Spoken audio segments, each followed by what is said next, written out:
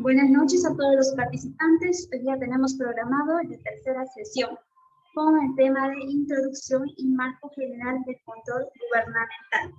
La misma que estará a cargo de Sally Cintia Ochoa Antesana, quien es maestro en administración por la Universidad ESAM. Tiene maestría en auditoría en la gestión y control gubernamental por la Universidad Nacional Mayor de San Marcos. Es contador público, colegiado por la Universidad Nacional del Centro del Perú. Tiene diplomado en especialización en contrataciones del Estado por el Colegio de Abogados de Lima, programa de especialización en contrataciones del Estado y programa de acreditación intermedia en auditoría por la Escuela Nacional de Control. Asimismo, tiene más de 15 años de experiencia en el Sistema Nacional de Control en Contraloría General y en órganos de control institucional. Y actualmente es jefa del órgano de control institucional del despacho presidencial, al quien le damos la bienvenida y el pase para que pueda dar inicio a la sesión de hoy. Buenas noches. Buenas noches, Gilma. Buenas noches con todos los que están participando en la sesión de hoy.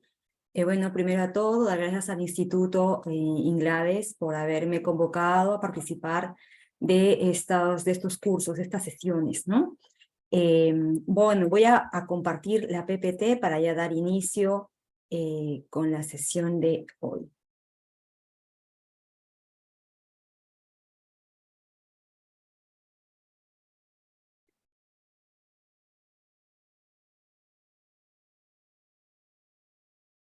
Gilma, ¿me confirman si se ve, por favor, completa la pantalla? Sí, magistra, sí se puede ver. Sí, perfecto. Listo. Bueno, a todos los participantes, nuevamente buenas noches. Vamos a iniciar la sesión de hoy con el primer tema denominado Introducción y Marco General del Control Gubernamental, ¿no? Entendemos que esta sesión tiene una duración de 1h30.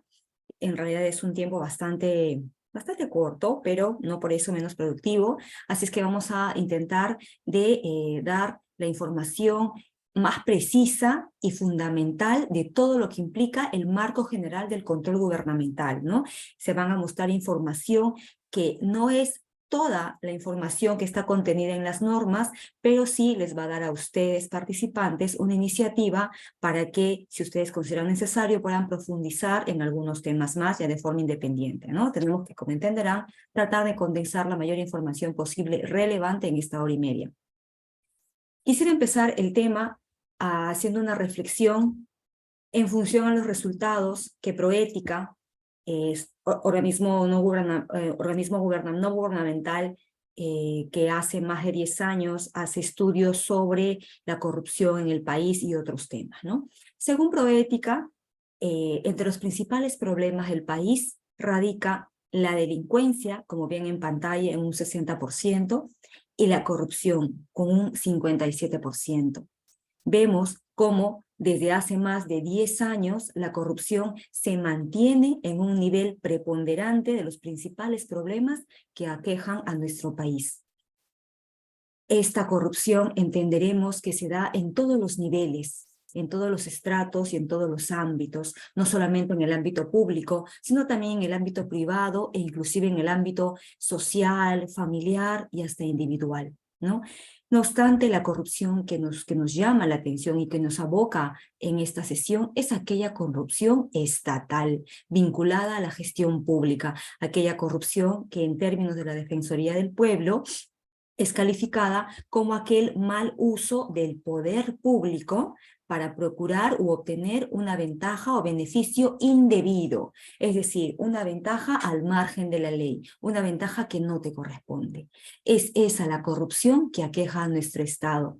Un Estado que está conformado, miren ustedes, por más de 3.000 entidades públicas, con más de 1.400.000 empleados públicos, según Servir, información al 2020, y con unos recursos que bordean los 214.000 millones de soles como presupuesto para el ejercicio 2023. Es en estas cifras del Estado peruano donde la corrupción tiene una actuación importante e impide que esos recursos que tenemos sean aprovechados para fines beneficiosos para los ciudadanos. Pero entonces, ¿qué papel juega el control gubernamental en esta situación? ¿Qué es lo que hace el control gubernamental? El control gubernamental, entonces, es la herramienta o la herramienta principal que tenemos en el Sistema Nacional de Control en la lucha contra la corrupción estatal. Es aquella supervisión, vigilancia, verificación de los actos y resultados de la gestión pública, de los actos y resultados que ocurre en esos más de 3.000 entidades que hay en el Estado peruano. Revisa también con qué grado de eficiencia, eficacia y economía esos más de 1.400.000 empleados públicos usan y destinan los recursos y bienes del Estado. Y cómo no, que ese uso de los recursos del Estado se haga en cumplimiento de la legalidad, atendiendo las diversas normas que regulan la gestión pública, las normas de contrataciones, las normas de personal, las normas que regulan las inversiones públicas, etc. Eso es el control gubernamental. Es una herramienta que ejecutan los órganos que conforman el Sistema Nacional de Control para vigilar la buena ejecución del presupuesto público, pero también de los actos y resultados obtenidos por aquellos servidores y funcionarios públicos bajo cuyas manos está la administración de estos recursos. Y resultado de este control gubernamental, se emiten diversos informes, ¿no? Estos informes contienen conclusiones y recomendaciones que lo que buscan es que la entidad adopte acciones preventivas y correctivas para un mejoramiento continuo. El control gubernamental, como marco legal fundamental, tiene a la Constitución Política del Perú del 1993, a nuestra ley orgánica, la ley 27785, ley orgánica del Sistema Nacional de Control y de la Contraloría General de la República, las normas generales de control gubernamental emitidas por Contraloría y diversas normas específicas que regulan cada tipo y modalidad de servicio, que ya lo vamos a ver diapositivas más adelante.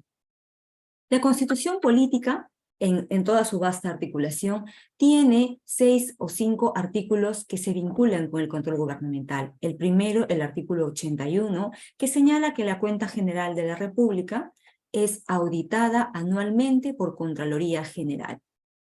El artículo 82, que es la principal legislación en la cual radica nuestra facultad de ejercer la supervisión de la legalidad del presupuesto del Estado, de las operaciones de la deuda pública y de los actos de las instituciones sujetas a control. Es decir, esta facultad para ejercer el control gubernamental por medio de la Contraloría y otros órganos es una facultad constitucional.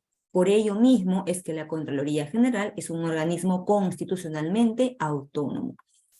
En los siguientes artículos regulan la designación del Contralor General, en el artículo 101, que señala que es designado a través de la Comisión Permanente del Congreso a propuesta del Poder Ejecutivo.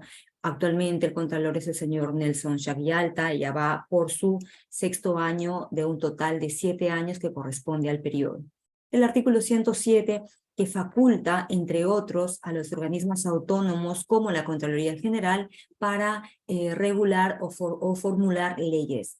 Y en el artículo 199, por el cual establece que los gobiernos regionales y municipales rinden cuenta a la Contraloría General. Este conjunto de artículos, entonces, repito, es la base que fundamenta nuestra labor constitucional y de la cual van a emanar todas las demás leyes y directivas que regulan el control gubernamental.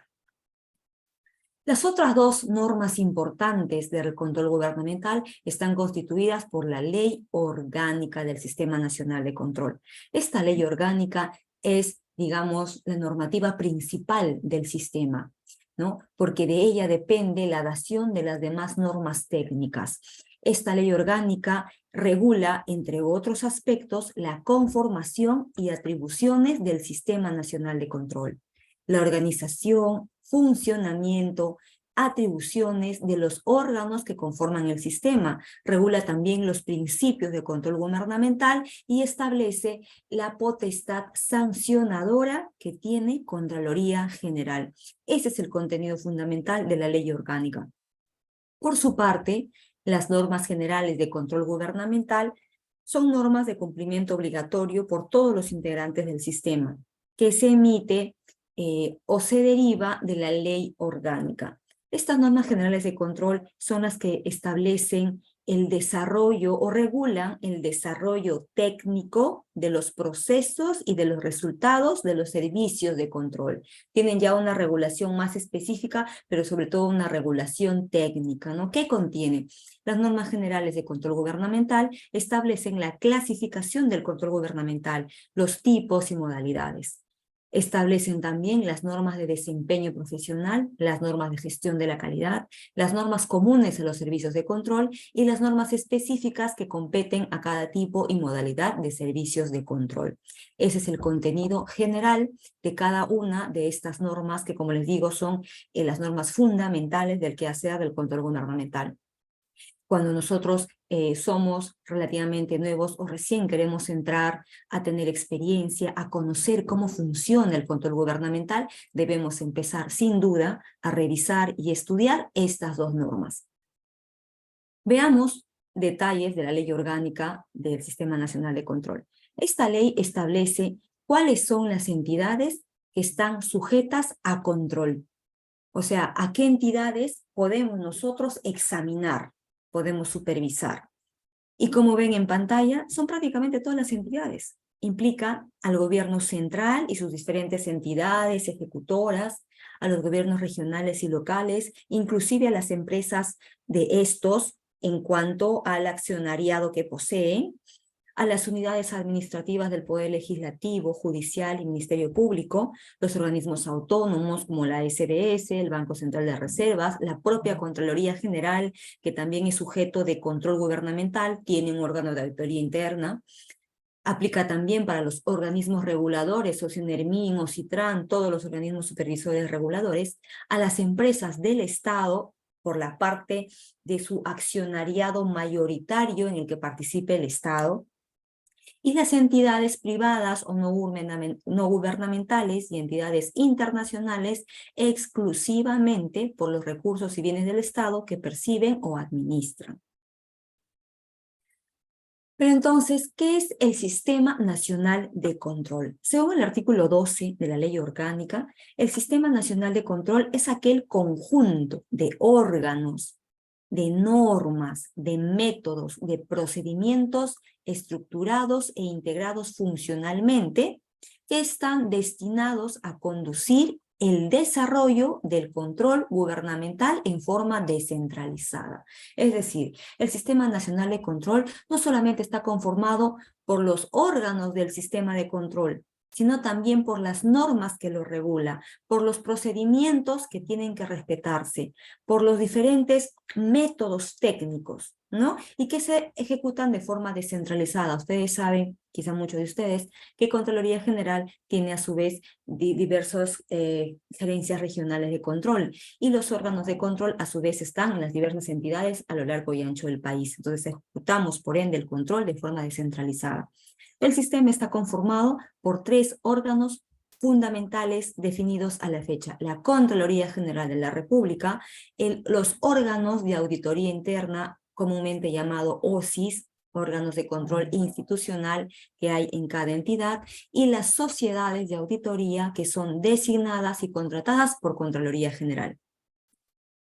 La Contraloría General, como órgano del Sistema Nacional de Control, es el ente técnico rector del sistema. Está dotado de autonomía administrativa, funcional, económica y financiera. Es un organismo constitucionalmente autónomo, ¿no?, en todas sus áreas. Y tiene por misión dirigir, supervisar la eficiencia y eficacia del control gubernamental. ¿Qué significa eso? Que es Contraloría General como ente rector la que emite todo el marco normativo técnico que regula cómo debe ejecutarse los diferentes servicios de control. Y por ende, tiene también la potestad para interpretar estas normativas. En el Sistema Nacional de Control, todo nuestro quehacer que implica control gubernamental está regulado. Todo tiene una directiva, tienen lineamientos, hay manuales para que se haga un proceso técnico bueno. Y todas esas normativas la emite Contraloría General. Su accionar de Contraloría está orientado a fortalecer la transparencia de la gestión pública y la promoción de los valores de funcionarios públicos. Es por eso que Contraloría, por ejemplo, tiene una Escuela Nacional de Control, que quizás muchos de ustedes conocen y han recibido cursos. En él se enseñan no solamente cursos de control gubernamental, sino también cursos de gestión pública, ¿no? Para todos los servidores del Estado. Atribuciones de Contraloría General. Miren, la ley desarrolla diversas atribuciones de Contraloría General. Dado el tiempo, sería importante resaltar algunas de ellas y ustedes, si están interesados, podrían revisar también las demás que inclusive están en las PPT, ¿no? Una de las atribuciones importantes, por ejemplo, es tener acceso a registros, documentos e información. Esta es una atribución de Contraloría General que también se refleja como atribución de todos los órganos de control, el poder acceder a toda la información de las entidades, y que es insumo principal para desarrollar el control gubernamental. Otra atribución importante de Contraloría General es ordenar acciones de control. ¿Eso qué quiere decir? Que Contraloría General dispone a sus diferentes órganos descentralizados, a los diferentes OSIs, a las OAS designadas y contratadas, dispone ejecutar determinados servicios de control, porque es su atribución. Es atribución de Contraloría General también normar y velar por la implementación de los OSI. ¿Eso qué quiere decir? Que Contraloría está permanentemente en cautela que en todas las instituciones públicas funcione y se implemente un OSI. Y a la fecha no solamente está implementado el OSI como tal, sino que Contraloría ha procedido hacia ya unos años atrás a designar a jefes de OSIs a personal de Contraloría, ¿no? Para que de alguna forma pueda cautelarse mejor la independencia que hay en los OSIs. Otra de las atribuciones importantes que tiene Contraloría General es recibir y atender denuncias. La ciudadanía ejerce también su derecho de participar en el quehacer del control gubernamental, pero no ejecutando el control, sino informando hechos que a su juicio considera que pueden ser irregulares o al margen de la ley. Entonces, es una atribución de Contraloría General recibir y atender estas denuncias, pero también sugerencias por parte de la ciudadanía, de repente en el sentido de que implemente algún tipo de servicio o mejore algún procedimiento que puede resultar confuso, ¿no? También es parte de las atribuciones de Contraloría General. Otra atribución importante que últimamente está siendo bastante preponderante es la de recibir y fiscalizar declaraciones juradas de ingresos de bienes y de rentas. En el aparato público, en el aparato estatal, tenemos normas por la cual los funcionarios públicos que son designados en determinados puestos y cargos están obligados a presentar una declaración jurada al inicio de su designación, al cumplir un año y al cesar en su designación. En esta declaración jurada, los funcionarios tienen que presentar información sobre todos los ingresos que poseen, sobre todos los bienes que poseen, sobre todas sus rentas, con la finalidad de ver con transparencia con qué recursos entra al Estado y cómo sale de él, ¿no? Para evitar de repente algún enriquecimiento que puede interpretarse al margen de la ley. Esa atribución entonces de Contraloría, recibir estas declaraciones juradas y fiscalizarlas. Inclusive en el marco de esta atribución, Contraloría General tiene un área de fiscalización de declaraciones juradas que hacen permanentemente esta labor de ir recibiendo y fiscalizando, y muchas veces es un insumo para posteriores labores de control, ¿no?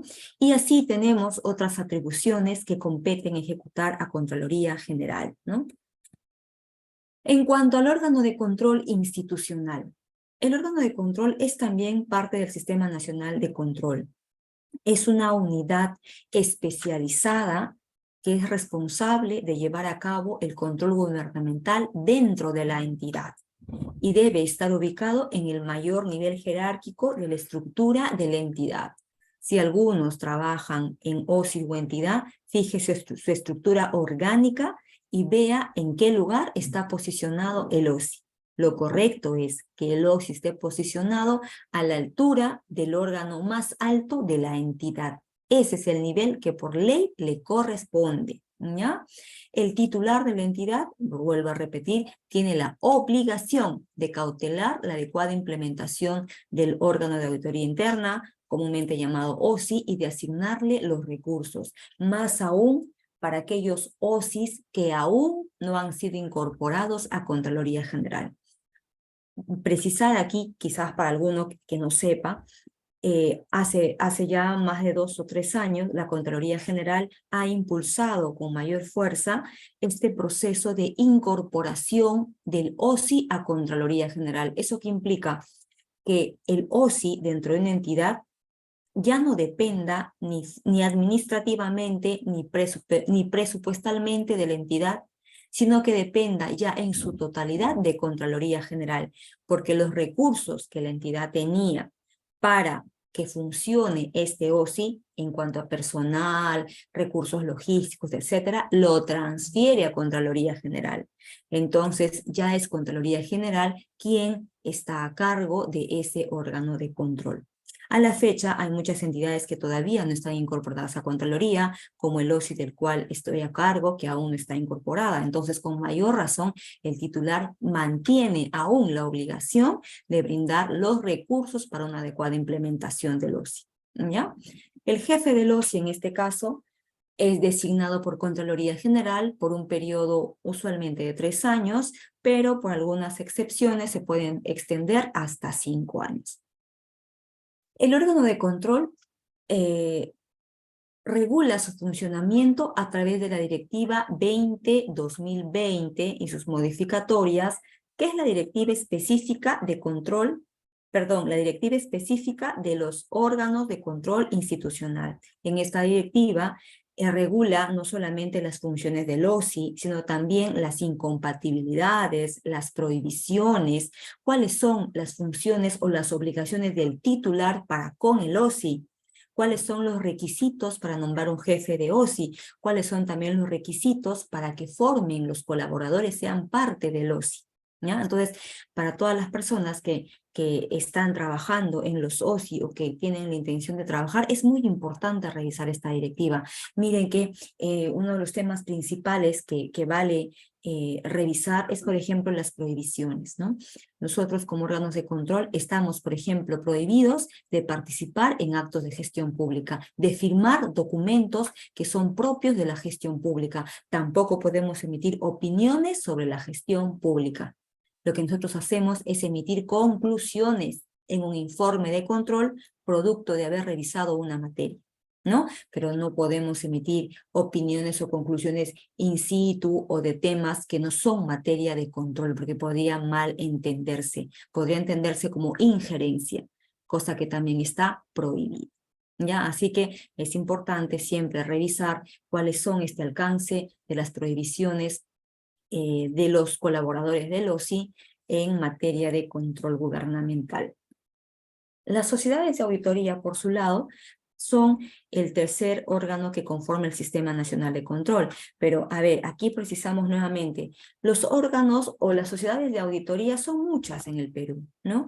Pero formarán parte del Sistema Nacional de Control solo en el momento que son designadas y contratadas por Contraloría General. Frecuentemente, usualmente, las sociedades de auditoría integran el sistema cuando van a hacer auditorías financieras gubernamentales. Para ello, se suele hacer concursos públicos de méritos a cargo de Contraloría General. ¿Cómo funciona esto? Las auditorías financieras se ejecutan todos los años, ¿no? Del año 2022, por ejemplo, tiene que ejecutarse ya entre marzo y junio, ¿no? De cada año. Entonces, la entidad está también en la obligación de transferir a Contraloría el presupuesto que cuesta contratar a una sociedad de auditoría. transfiere este presupuesto a Contraloría General. Contraloría General con este presupuesto hace el concurso público de méritos y contrata a la SOA, que va a hacer la auditoría financiera en esa entidad. Auditoría financiera que, dicho sea, sirve para la Cuenta General de la República, que, como vimos diapositivas atrás, es también nuestra facultad y nuestro deber constitucional, ¿no? Auditar la Cuenta General de la República. Para ello, se hacen auditorías financieras en todas las entidades, luego se envían esos informes, dictámenes, y se consolida en la Cuenta General de la República. En eso radica la participación de la SOA como órgano conformante del sistema.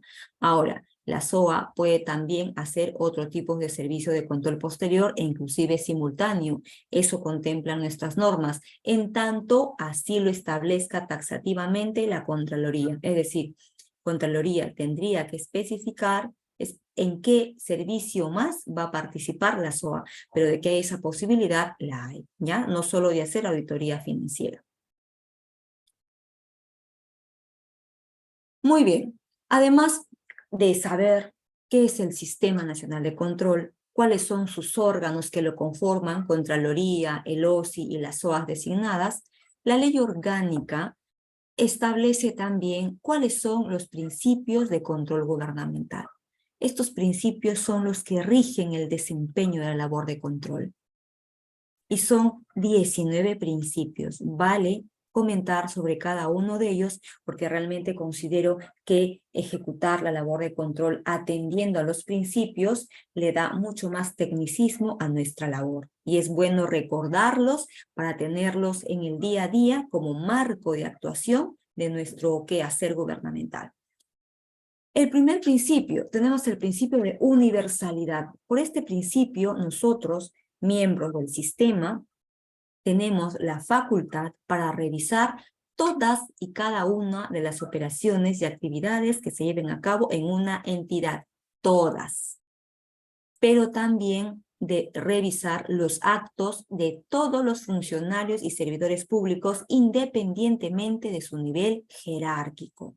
¿Ya? Esto es muy importante conocer. Podemos revisar entonces personal de confianza, de gerentes, de alcaldes, labor de ministros, de todos, porque así establece la ley, de todo funcionario y servidor público independientemente de su jerarquía. No hay ninguna excepción para el alcance de la labor de control gubernamental. El segundo principio, el carácter integral. Por el carácter integral, los órganos del sistema tienen que hacer una revisión completa de los hechos. ¿Qué quiere decir? No solamente revisamos el gasto, en qué se gastó y si se gastó bien. Tenemos que revisar también cuáles han sido los beneficios de ese gasto que ha hecho la entidad. Cuáles son los objetivos que se habrían alcanzado o las metas que se han alcanzado, ¿no?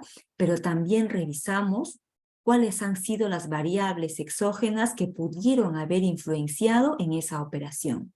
En otras palabras, tiene que haber una revisión cabal y completa del hecho, no solamente del gasto en sí mismo, sino de todo aquello que el gasto pudo haber generado, algún beneficio, alguna meta lograda, algún objetivo cumplido. La revisión es por eso integral, ¿ya? Por el principio de autonomía funcional es aquel por el cual nosotros mantenemos independencia en nuestra operación y en nuestro ejercicio del control en la forma de organizarnos. Mantenemos independencia de la entidad y en realidad de cualquier interferencia que pueda haber a nuestra labor de control. Este principio cabe resaltarlo continuamente, ¿no? Para que no se tergiverse, ¿no? La labor del OSI, si bien es cierto, está dentro de la entidad, mantiene autonomía en todo el desarrollo de su labor. El principio de carácter permanente, por el cual se señala que el control gubernamental como tal tiene que ejecutarse de modo continuo y perdurable en el tiempo. O sea, debe haber una vigilancia en todo momento de los actos y resultados de la gestión pública. A eso aboca el carácter permanente del control gubernamental. En cuanto al carácter técnico y especializado, es aquel por el cual nosotros, como miembros del sistema, estamos obligados a cumplir exigencias de calidad, de consistencia, de razonabilidad en nuestros productos y resultados de control. También exige que la labor de control sea según la naturaleza de cada entidad. ¿Qué quiere decir eso? Que no será lo mismo hacer un servicio de control en un hospital, por ejemplo, en una unidad de pediatría, ¿no? Uno va a hacer un servicio en esa unidad que es especializada, probablemente lleve expertos, ¿no es cierto? O personas con ese conocimiento, y no va a ser lo mismo, lógicamente, hacer la misma, una labor de control en una municipalidad a un programa social, ¿no? Si bien ambas materias de control son en entidades públicas, no tienen la misma especialización. Por lo tanto, el hecho de que sean materias diferentes nos obliga a tomar en cuenta esa naturaleza para ver de qué mejor manera nos podemos desempeñar. El principio de legalidad. A través de este principio lo que nos dice es que nuestros procesos de control deben sujetarse a las normas, a las regulaciones que emite Contraloría. El debido proceso de control. Este es un principio que constantemente en el sistema lo estamos aplicando, ¿ya? Este principio señala que debemos mantener un respeto y observancia a los derechos de las entidades y de los funcionarios, y un respeto también a los requisitos. ¿Qué quiere decir? Por ejemplo, cuando nosotros ejecutamos un servicio de control posterior, una auditoría de cumplimiento, por ejemplo, hay una etapa en la cual ya hemos identificado presuntas irregularidades. Y lo que hacemos es plasmarlo en un documento y comunicarles a los presuntos implicados en esos hechos, ¿no? Para que ellos, luego de tomar conocimiento cabal de los hechos, tengan la oportunidad de presentar sus descargos, sus comentarios. En ese momento, ¿qué estamos haciendo? Poniendo en práctica el debido proceso de control, porque estamos respetando su derecho a la defensa, ¿ya? Entonces, esa es una forma mucho más clara y continua de aplicar los principios de control gubernamental. También se da en otros escenarios, pero ese es el caso más claro y recurrente. Tenemos el principio de eficacia, eficiencia y economía, por el cual nosotros estamos llamados a ejecutar nuestros servicios y nuestros productos haciendo el mejor uso de los recursos disponibles y con el nivel de calidad esperado, ¿ya? Los OSIs, como muchas áreas o casi como todas, tenemos recursos humanos escasos y un presupuesto también escaso. Lo que dice este principio es que los productos que saquemos sea con el mejor uso de estos recursos, priorizando materias, ¿no? Por el principio de oportunidad, nosotros estamos atentos a llevar a cabo la labor de control en el momento propicio y bajo las mejores condiciones. Por ejemplo, el principio de oportunidad se refleja muy bien en el servicio de control simultáneo, ¿no? Porque ese servicio de control, lo vamos a ver diapositivas más adelante, es aquel que se da en el momento en que un proceso se esté ejecutando, ¿no? En ese momento acompañamos con control simultáneo. Entonces, será oportuno, claro, porque antes que termine ese proceso, antes que ocurra algún efecto negativo, informamos y alertamos al titular de alguna situación que amerite ser corregida. Entonces, es oportuno porque hemos entrado en un momento en el cual va a ser provechoso poner alguna medida correctiva o preventiva, ¿no? Ahí radica la oportunidad de los servicios de control, pero también se materializa en otros momentos, en otros tipos de servicios. La objetividad es aquel principio por el cual nosotros tenemos que emitir opiniones fundadas en derecho, fundadas en un análisis exhaustivo de las leyes, de los documentos, de los hechos advertidos, evitando opiniones subjetivas, apreciaciones que pueda tener el auditor, apreciaciones sobre si le parece un tema en particular, o opiniones que no tengan el respaldo en la evidencia debida. ¿Ya? Entonces, por el principio de objetividad, estamos llamados a hacer una revisión exhaustiva de los hechos y de los fundamentos de las leyes antes de emitir una opinión.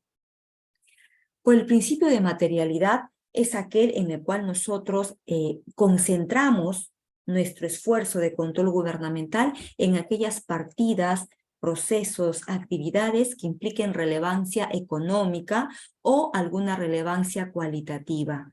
Por ejemplo, habrá relevancia o materialidad económica cuando revisemos una obra, no sé, pues de 10 millones, 5 millones, que respecto al presupuesto de la entidad represente un 10%, un 5%, qué sé yo, habrá materialidad económica, ¿no? Pero materialidad también habrá cuando, por ejemplo, revisamos el perfil de un alto funcionario público, ¿no? Ok, no se va a comparar económicamente el monto que se le paga al funcionario público versus el presupuesto de obra. Económicamente no hay comparación, pero la materialidad, la relevancia cualitativa está ya en la designación de ese funcionario que seguramente tiene un alto nivel y que debemos asegurarnos que efectivamente cumple con el perfil requerido, ¿no? Entonces, eso también será relevante, también será material, aun cuando no tenga materialidad económica, ¿ya? Eso es importante definir. La materialidad no está circunscrita a la materialidad económica, está circunscrita también a la relevancia cualitativa del proceso o acto que para su entidad sea relevante, ¿ya? El principio de carácter selectivo es aquel por el cual nosotros revisamos las materias priorizando aquellas que sean más críticas o aquellas que estén más proclives a algún riesgo negativo. ¿Eso cómo se identificará? Eso lo identifican sobre todo los propios integrantes del órgano de control que en su quehacer están en constante contacto con las operaciones, con los funcionarios y que de alguna forma conocen en qué áreas hay mayores riesgos, en qué áreas son los procesos críticos de una entidad. Ejemplo clásico, en una municipalidad, un área crítica es el área de abastecimiento, de logística, ¿no? Y no solamente en una municipalidad, en realidad logística es un área crítica en casi todas las entidades del Estado. ¿Por qué? Porque es el área donde fundamentalmente se hacen los procedimientos para seleccionar, para contratar, ¿no? En último término, para efectuar gasto. Entonces, es un área crítica. Por eso es que continuamente, a través del carácter selectivo, nosotros enfocamos nuestro esfuerzo en esas áreas riesgosas, ¿ya?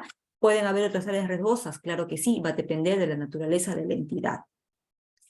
Por el principio de presunción de licitud, nosotros, miembros del sistema, tenemos que considerar que la actuación de los funcionarios y servidores públicos está dentro de los márgenes de la ley, salvo prueba en contrario, ¿ya? Este principio conjuga, por ejemplo, con el principio de objetividad, ¿ya? Porque al nosotros presumir la licitud, no es que estemos creyendo todo lo que dice el funcionario, es solo que iniciamos con esa mente libre de perjuicios, de subjetividades, y hacemos nuestra labor de control justamente para conseguir la prueba que pueda contradecir esa presunción de licitud, aquella prueba objetiva que podamos obtener y decir, ya no se aplica más la presunción de licitud porque ya tengo la prueba contraria. Pero hasta no obtener la prueba contraria, entonces no podemos calificar que haya una presunción de ilicitud en algún comportamiento del funcionario servidor público. ¿Bien?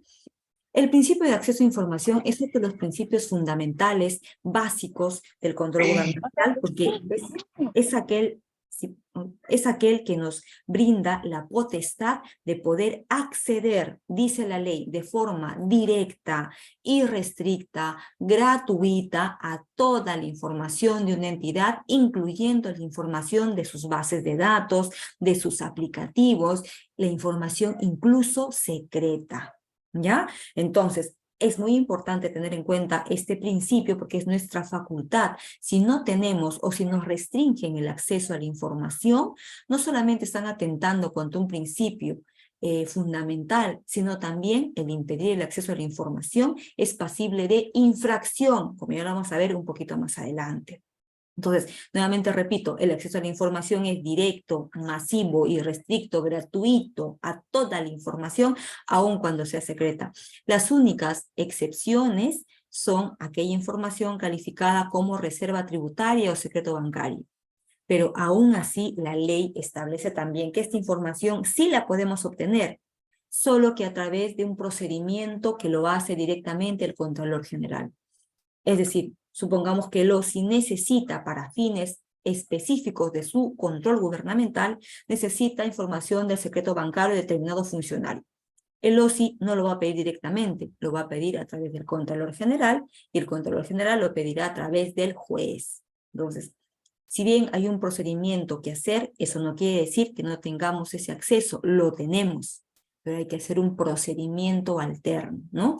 Para el resto de información, que no sea secreto bancario, reserva tributaria, tenemos acceso directo, masivo e irrestricto, ¿ya? Es bueno saber eso. Por el principio de reserva, los integrantes del sistema tenemos que guardar debida reserva y confidencialidad de toda la información y documentación a la cual accedemos durante nuestros servicios. Luego que se emita el informe resultante de este servicio y se notifique al titular, esta información adquirirá ya la condición de pública y será publicado en la web de la entidad, o dicho mejor, la Contraloría. Pero antes de que emitamos el informe y sea notificado al titular, no podemos divulgar ningún tipo de información. ¿Bien?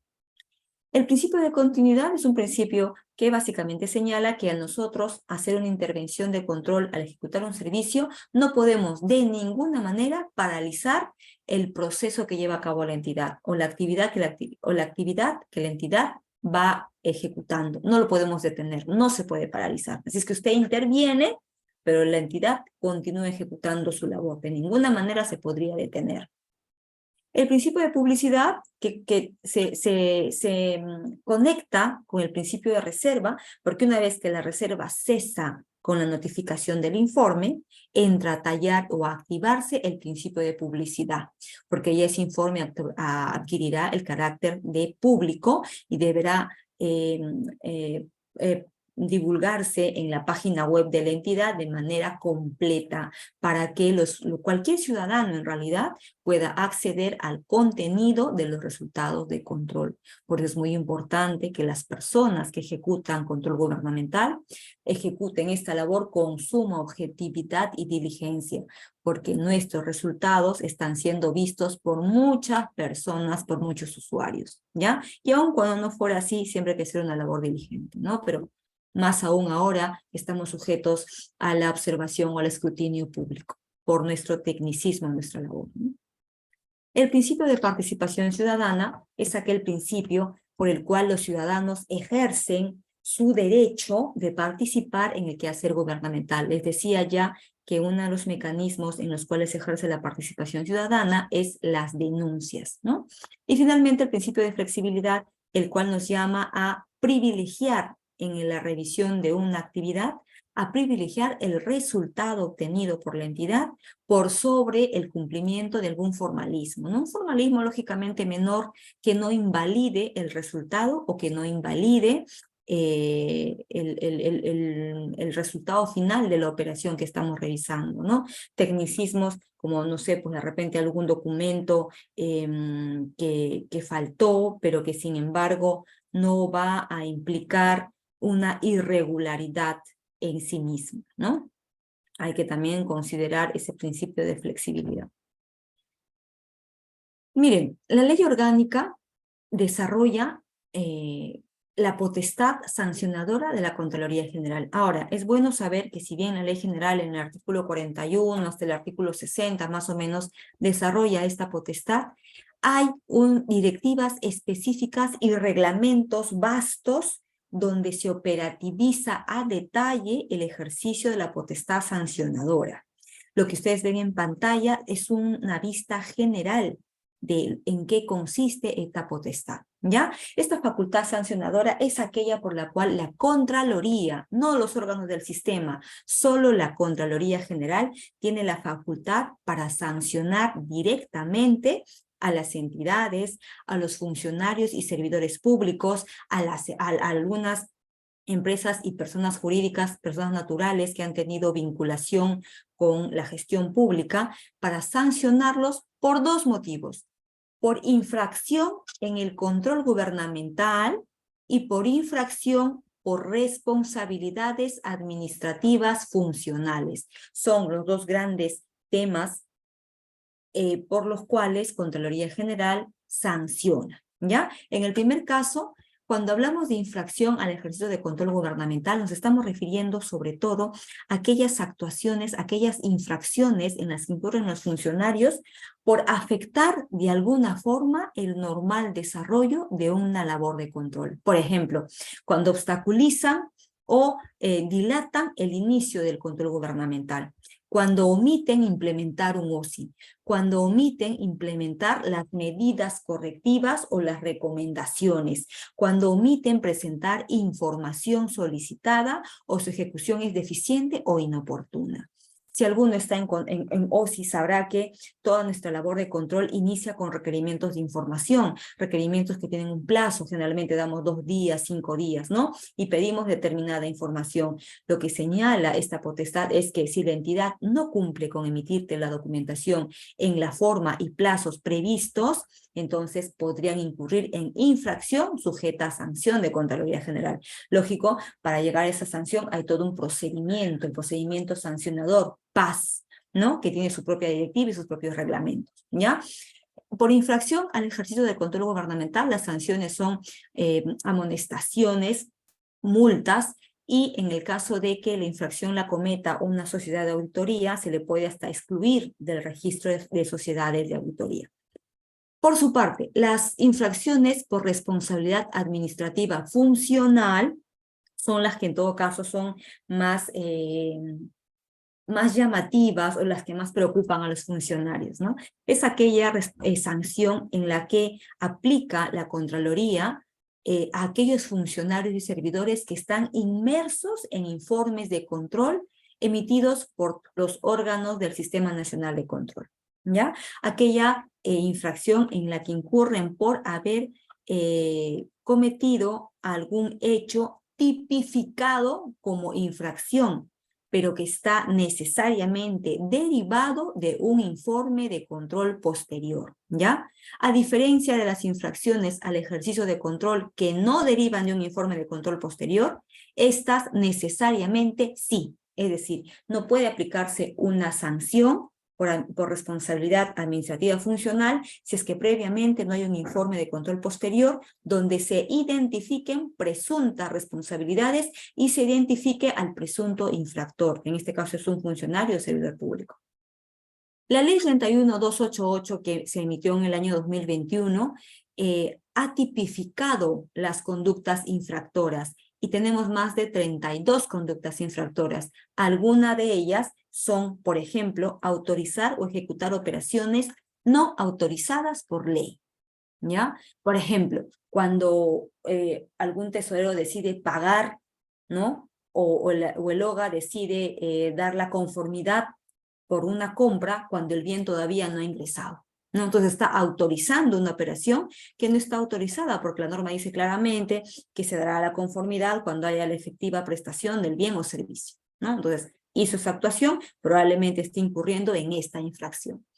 Otra infracción típica: actuar en forma parcializada en contratos, licitaciones, que participe con ocasión de su función, dando lugar a beneficio propio de terceros. Típico caso: cuando un comité de selección da la buena pro a un postor que no cumple con los requisitos, o cuando le da la buena pro poniéndole puntajes que no le corresponden. Entonces está actuando en forma parcializada hacia ese postor, ¿no es cierto?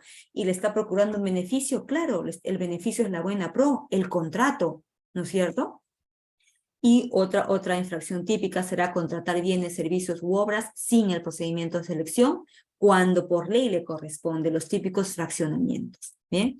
Entonces, recuerden que las infracciones por responsabilidad administrativa funcional son 32, las que ustedes ven en pantalla son algunas, las que son un poquito más recurrentes en las diversas casuísticas de los informes de control posterior.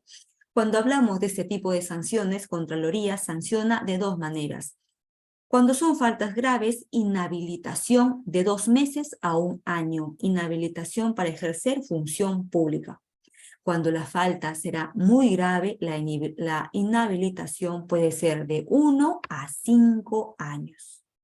Así que entendemos ahora por qué es muy delicado emitir un informe de control, ¿no? Que debemos emitirlo con un nivel de calidad, de objetividad y totalmente bien sustentado, porque de ahí, de todas maneras, van a derivar a responsabilidades administrativas funcionales, que puede significar para el funcionario una sanción, imagínense, de hasta 5 años. Bien. Por otro lado, hemos visto aspectos fundamentales de la ley general. Ahora vamos a ver también aspectos fundamentales de las normas generales de control gubernamental. ¿Qué es lo que regulan estas normas generales de control gubernamental? Básicamente establecen cómo se clasifica el control gubernamental. Y tendremos, se clasifica en función al momento de su ejecución y en función a quién lo ejerce. En función al momento de su ejecución, se clasificará en control previo, control simultáneo y control posterior. A su vez, estos tipos de controles tendrán también sus diversas modalidades. Cuando hablamos de control previo, como su mismo nombre lo dice, es previo a que se ejecute un proceso, un procedimiento o una actividad por parte de la entidad, previamente. Será simultáneo cuando se ejecuta a la par o en el mismo momento que se lleva a cabo esta labor gubernamental en la entidad. Y posterior será ya cuando esta actividad o proceso la entidad ya la terminó, ya la concluyó, entonces viene el control gubernamental a revisarla cuando ya terminó, ¿no? Por eso es que dicen que la clasificación depende al momento de su ejecución, en qué momento del tiempo se ejecuta, antes de iniciar la operación, durante la ejecución de la operación o de la gestión, o ya cuando la gestión terminó, la gestión de la entidad, me refiero, ¿no? Típico caso en una compra, por ejemplo, en una licitación, ¿no? Será control previo, por ejemplo, cuando la Contraloría General de la República, que en este caso, a la fecha, son los únicos facultados a ejercer el control previo, ¿ya? No la ejerce ni el OSI ni las sociedades de auditoría, solo Contraloría General. ¿Y cuáles son sus modalidades? Este control previo se da para autorizaciones previas a la ejecución y pago de adicionales de obra y de mayores gastos de supervisión. Es decir, antes que una entidad proceda a autorizar una adicional de obra o proceda a autorizar mayores gastos de supervisión, tiene por ley que pedir autorización a Contraloría General. Y Contraloría General a las revisiones que corresponde y dará o no su autorización. Otra modalidad de ejercer el control previo es a través de información que recibe Contraloría General sobre operaciones de endeudamiento público. Ustedes saben que el Estado realiza operaciones de endeudamiento, de créditos, de avales, ¿no es cierto? Pero estas operaciones son informadas a Contraloría General, aunque a diferencia de las autorizaciones para adicionales de obra, esta información no es vinculante y tampoco implica una autorización previa, ¿ya?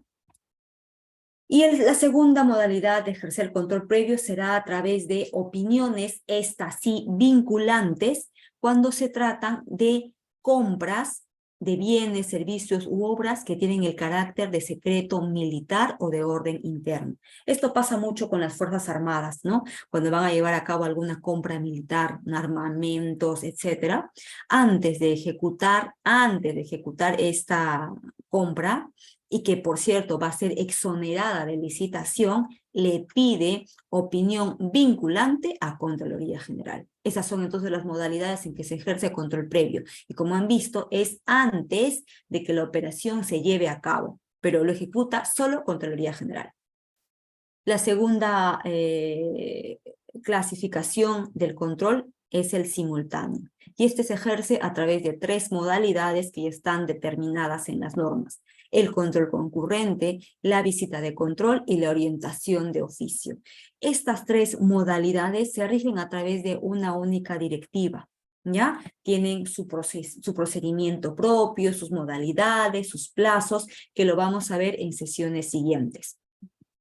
Igualmente, el control posterior se da a través de tres modalidades: auditorías, servicio de control específico y acción de oficio posterior. Esas son las tres modalidades a la fecha. Valga aclarar, cuando hablamos de auditorías, dentro de esta modalidad hay varios tipos de auditorías. Tenemos la auditoría de cumplimiento, la auditoría financiera y la auditoría de desempeño, ¿ya? Esos son tipos de auditorías, no es que sea una modalidad más. En control posterior solo hay tres modalidades: auditorías, específico y acción de oficio posterior, con la diferencia que auditorías a la fecha son de tres tipos: desempeño, cumplimiento y auditorías financieras, ¿ya? Estas auditorías también, al igual que la acción simultánea, cada uno tiene su propia directiva, sus propios manuales y su propio proceso técnico de llevar a cabo, y que también se van a dar en sesiones más adelante para entrar más a detalle. Ahora bien, el control gubernamental en cuanto a quién lo ejerce, se clasifica en control interno y control externo. El control interno será aquel que es ejercido por las autoridades de la entidad pública, por los funcionarios o servidores de la entidad y también por el OSI. ¿Ya? Entonces, por eso se clasifica dependiendo quién lo ejerce. Si lo ejerce el funcionario, será control interno, ¿ya? El control externo, en cambio, lo ejerce la Contraloría General, externa a la entidad, ¿no? U otro órgano que el sistema, por encargo o designación, lo ejecute. En este caso, la SOA. Como habíamos dicho, las SOAs forman parte del sistema en el momento que Contraloría los designa y los contrata, ¿no? Entonces, en este caso, la SOA hará control externo, claro, a través de, por ejemplo, las auditorías financieras. ¿Y por qué es externo? Porque es fuera de la entidad, e interno porque lo ejercen los propios funcionarios que están dentro de la entidad. Bien, tanto el control interno como el control externo se puede dar de las tres formas: previo, simultáneo y posterior, ¿ya? Eso es lo que dicen las normas. Entonces, como ven, la clasificación del control gubernamental en realidad es sencillo, ¿no? Va a depender, primera clasificación, en el momento que lo haces. ¿En qué momento del tiempo lo haces? ¿Antes de una operación, durante la operación o al terminar esa operación o esa gestión? Y en función a quién lo ejerce, si es interno, los propios miembros de la entidad, o si es externo, Contraloría o quien Contraloría designe, o sea, alguien fuera de la entidad. Bien.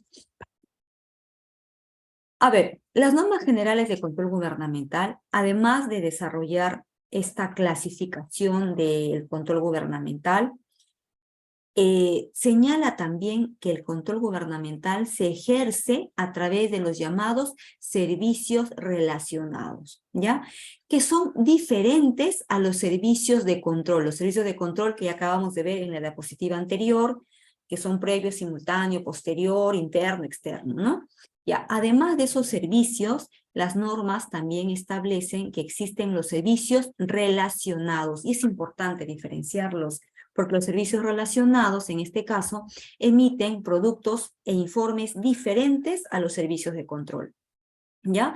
Y son derivados de encargos legales.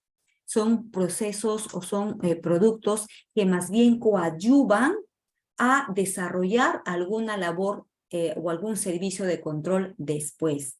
Por ejemplo, un típico servicio relacionado es el seguimiento a la implementación de recomendaciones, que tiene también su propia directiva. El seguimiento a la implementación del sistema de control interno, ¿no?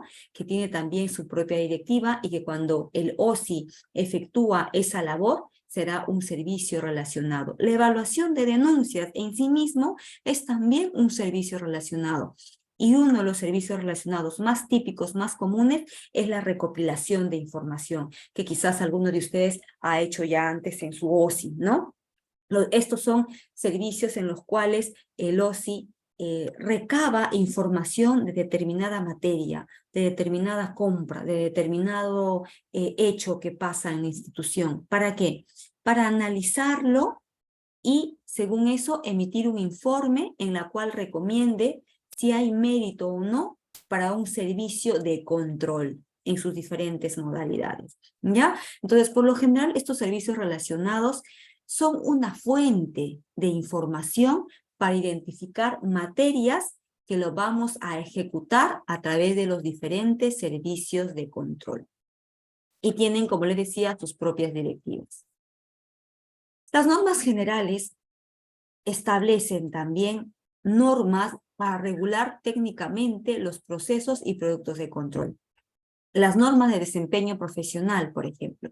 Estas son normas que guían el desenvolvimiento mismo de las personas que formamos parte del sistema, ¿ya? Guían nuestra conducta. ¿Qué normas son? La norma de independencia.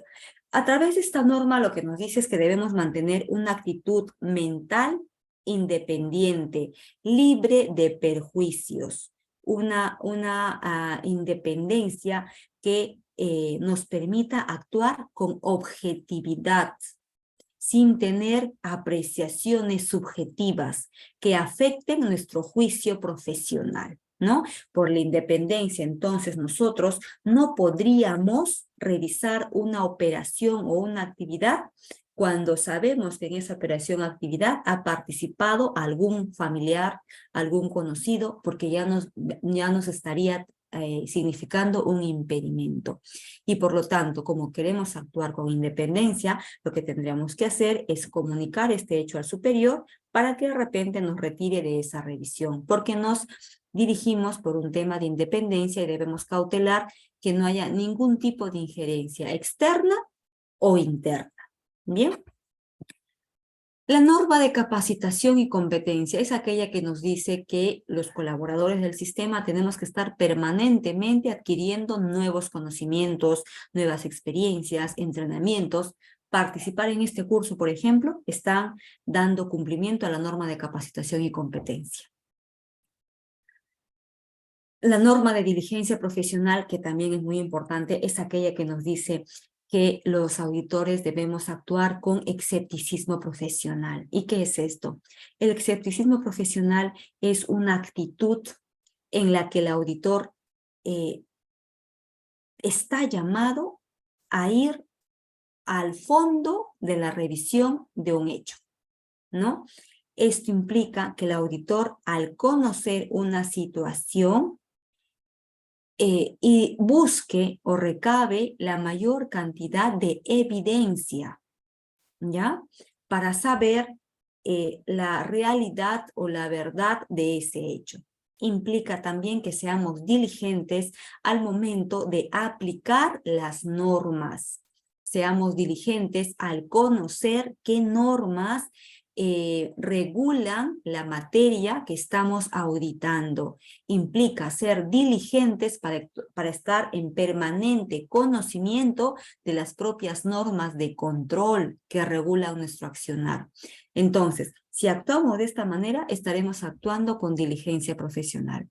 Pero si, por ejemplo, vamos a revisar una materia a una entidad y desconocemos cuáles son las normas que regulan a esa entidad, o si de pronto aplicamos una norma que ya no está vigente, o si de pronto no llevamos a cabo el debido proceso de control que está regulado en nuestras normas, entonces será lo contrario.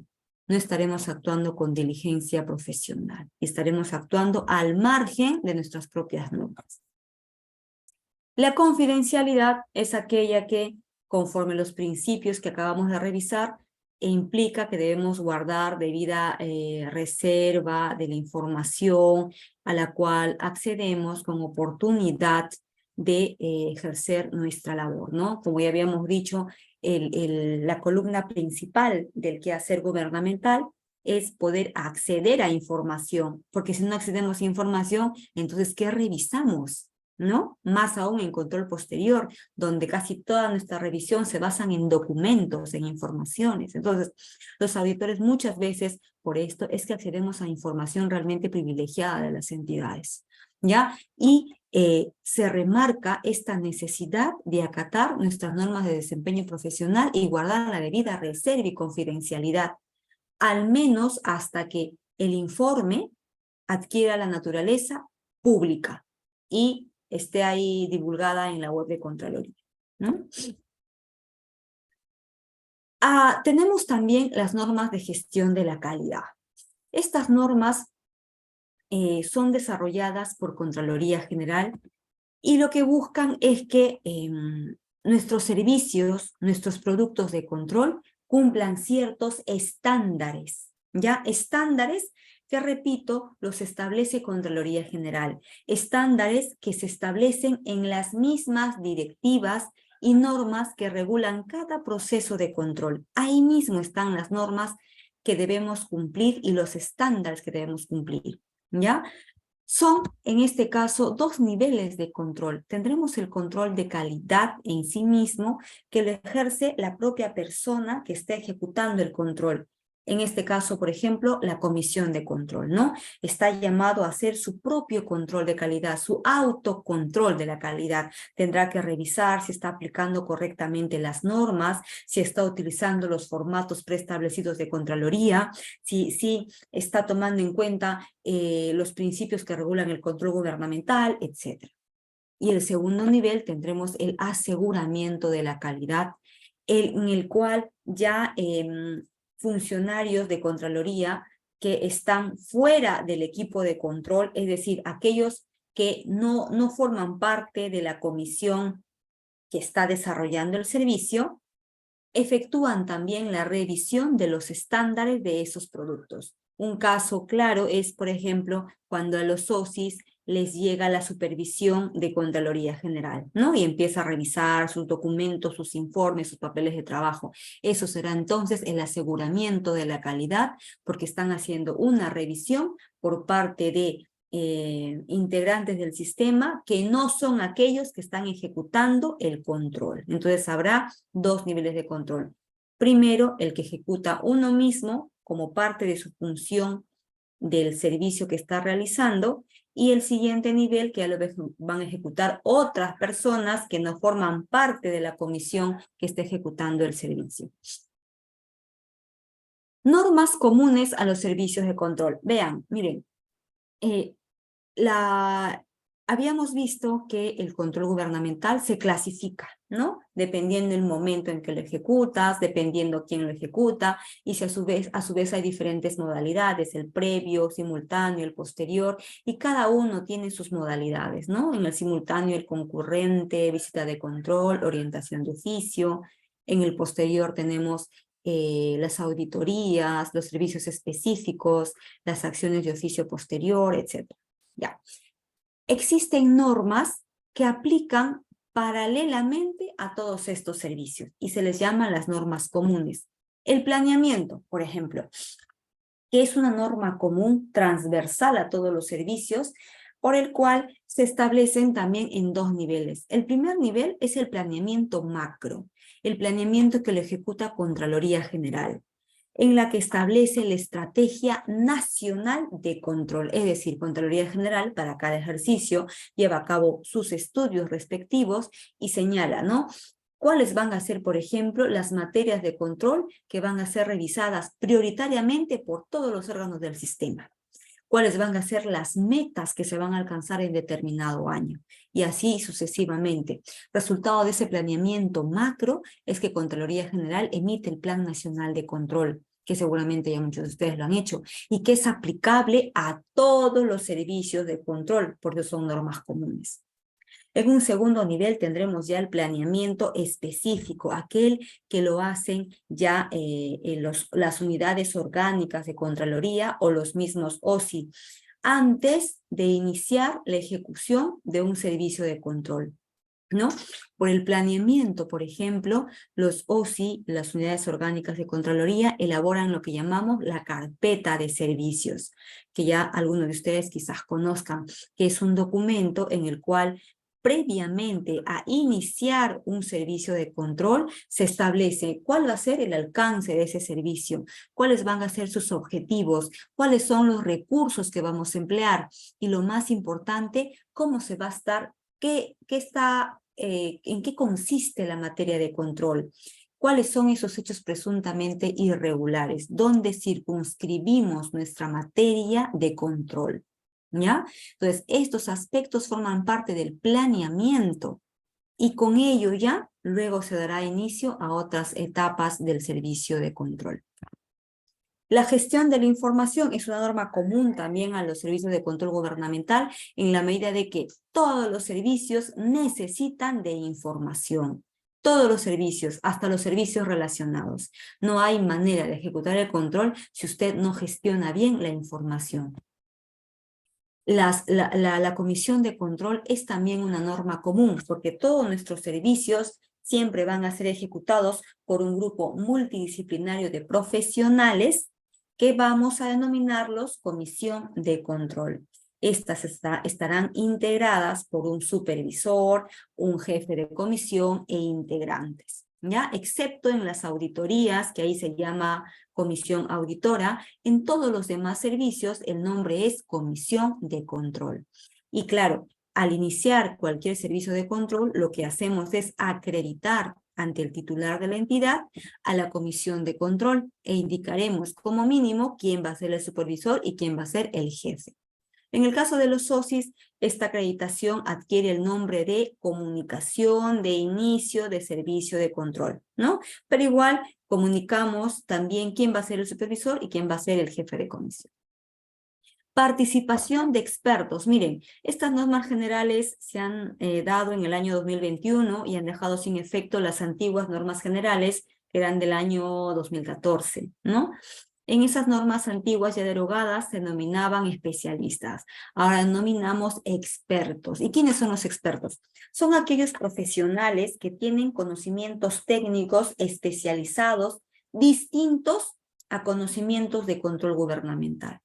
Puede ser, por ejemplo, un ingeniero civil, un médico, un nutricionista. Si de repente nosotros vamos a evaluar el comedor de un hospital, ¿no? Y queremos ver si cumplen con los estándares alimenticios, bueno, tienen una serie de reglas. Nosotros como auditores podemos conocer muy bien el proceso de control y cuáles son las técnicas a aplicar, pero ¿cómo vamos a saber si ese alimento realmente tiene la cantidad calórica que establecen las normas de nutrición? Tendremos que contratar o a una persona jurídica o a una persona natural que tenga ese conocimiento técnico y nos pueda dar un informe, ¿no es cierto? Ahí es donde entra a tallar la participación de expertos, que puede ser no solamente en servicio de control posterior, puede darse bien en un control concurrente o en una visita de control, porque así señalan nuestras normas. Bien, entonces esa es la participación de expertos que puede darse en cualquier servicio de control según sea necesario.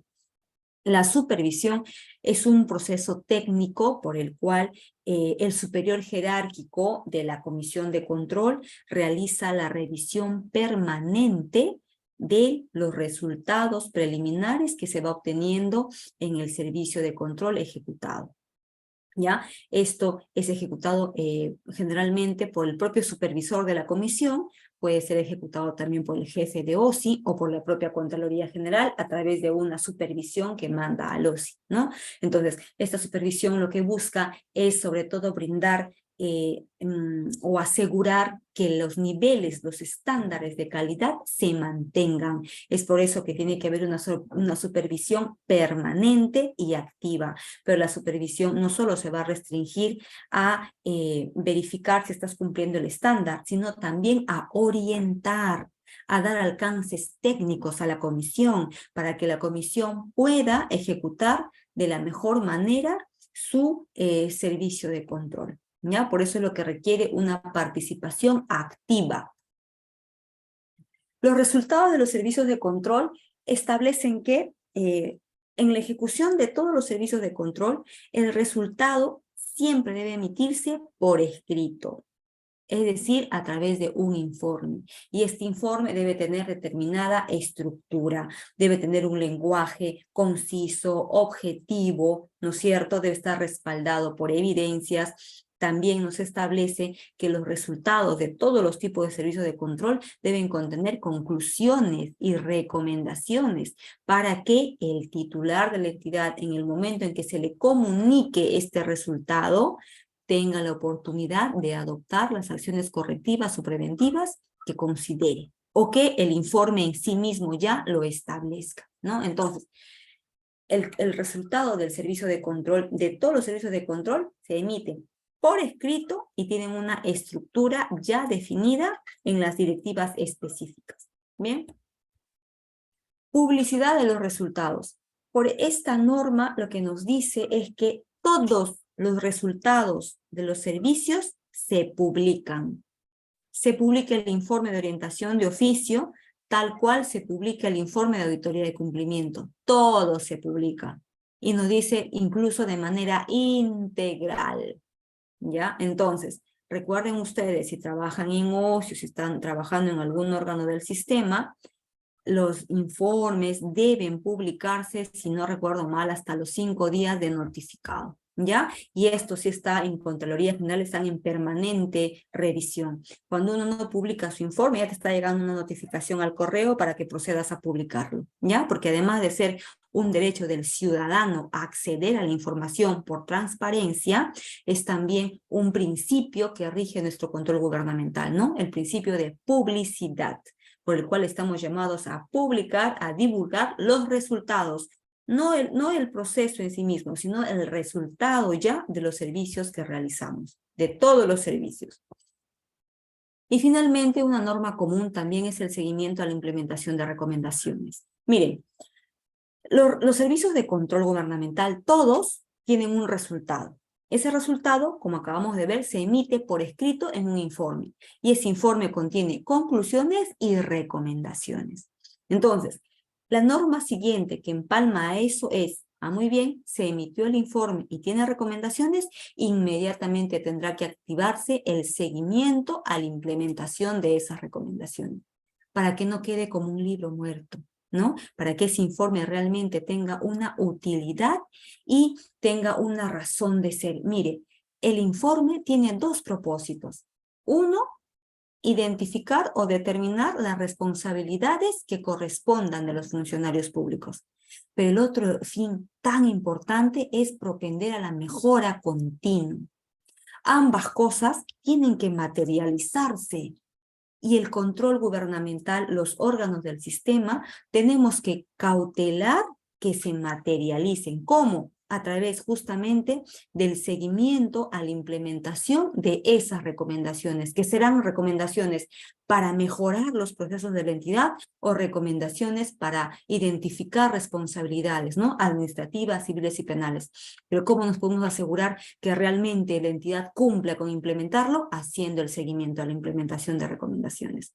Ahí cerramos bien el circuito y le damos realmente el valor agregado a nuestros informes. Bien, dicho sea, el seguimiento a la implementación de recomendaciones es a su vez un servicio relacionado, ¿no? Y tiene su propia directiva. Entre otros servicios que también se establecen en las normas son los servicios ya específicos por cada modalidad. Tenemos en este caso las normas de servicio de control previo, las normas de servicio de control simultáneo y las normas del servicio de control posterior. Miren, estas normas se desarrollan con mayor detalle en las propias directivas que regulan cada servicio, ¿ya? No sé si pueden ver, pero aquí he tratado de hacer una condensación que la vamos a ver con mayor detenimiento en la sesión siguiente, pero es bueno que ya nos vayamos ubicando, ¿no? Cuando hablamos ya de normas específicas que regula cada tipo y modalidad de servicio de control, estamos hablando de lo que ustedes ven en pantalla, ¿ya? Como pueden ver, el servicio de control previo en sus 3 modalidades tiene a su vez sus propias directivas, ¿no? El servicio de autorización de adicionales tiene su directiva, el de endeudamiento también, el de compras militares también. Una directiva específica por cada uno. Bien, estas directivas establecen los requisitos, los plazos, las exigencias, las excepciones, los procedimientos a llevar a cabo, etc. Es decir, regulan de manera especifica cómo se ejecutan estos tipos de servicios de control. Al igual, el servicio de control simultáneo en sus 3 modalidades se encuentra regulado por una sola directiva, que en este caso es la Directiva 13/2020 y sus modificatorias, que establece también cómo se operativizan estos servicios y las diferencias que hay en cada uno. Hasta incluso se establecen los modelos, los formatos de los informes que se utilizan en cada servicio. De igual manera, el servicio de control posterior en cada una de sus modalidades tiene, al igual que el control previo, directivas específicas. Las auditorías en sus 3 formas de cumplimiento, financiero y de desempeño, mire usted, tienen sus directivas propias y también sus manuales, que son considerables, es una considerable cantidad de regulaciones, ¿ya? Y también tiene sus propios formatos.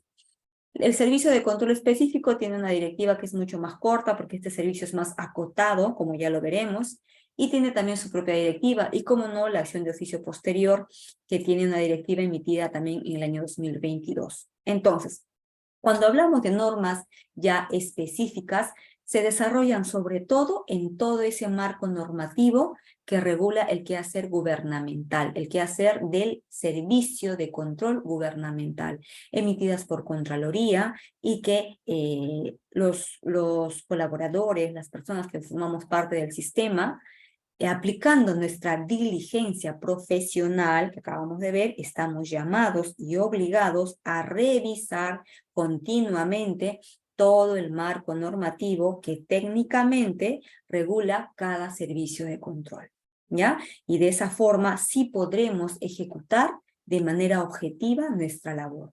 Y sobre todo, como veíamos también, con estándares de calidad esperados. Así que, en líneas generales, esos son los principales alcances de lo que implica el marco general y la introducción al control gubernamental, que como hemos visto es amplio. Lo que hemos dado en esta poco menos de hora y media son algunos alcances generales para que usted pueda, sobre todo, estructurar, ¿no? Conocer la estructura, en resumen, de cómo está conformado el Sistema Nacional de Control y cómo está clasificado los servicios de control. Y por ende, conocer que todos estos asuntos son regulados por sus directivas propias.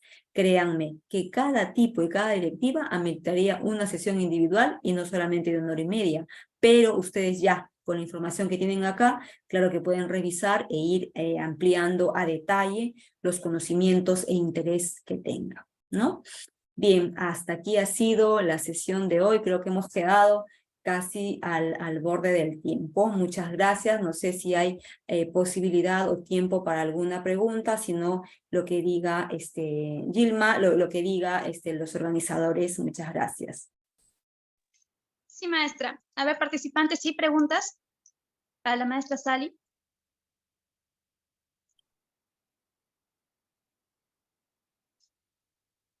Bueno, creo que quedó claro.